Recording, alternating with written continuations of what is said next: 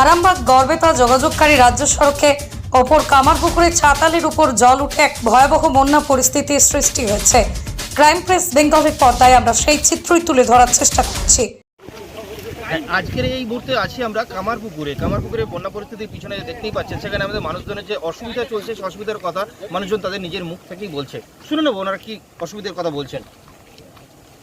অসুবিধা বলতে এটা প্রত্যেক বছরই এরকম আমাদের ভোগান্তি হয়। এইটা আমরা সরকারের কাছে আশা করব যে এখানে একটা ওভার ব্রিজ হওয়ার জন্য আমরা সেটা খুবই আমাদের এখানে প্রচুর হাজার হাজার মানুষের অসুবিধা।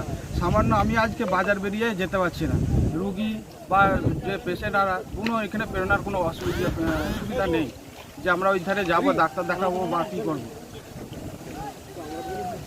আপনার পরিচয়? আমার নাম অনুপ দিগার, আমার দারিয়াপুরে বাড়ি।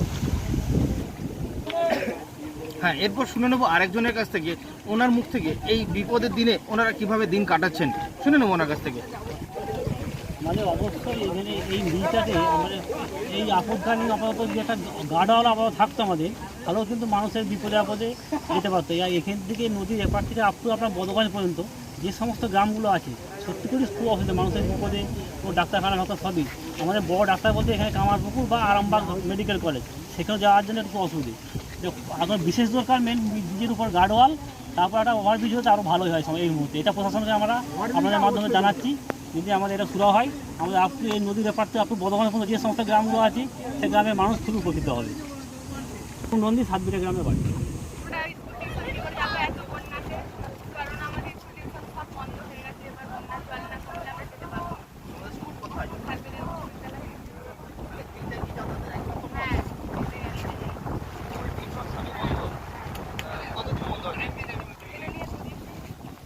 বন্যা পরিস্থিতি কি মনে হচ্ছে, আরো বাড়ছে না কমছে?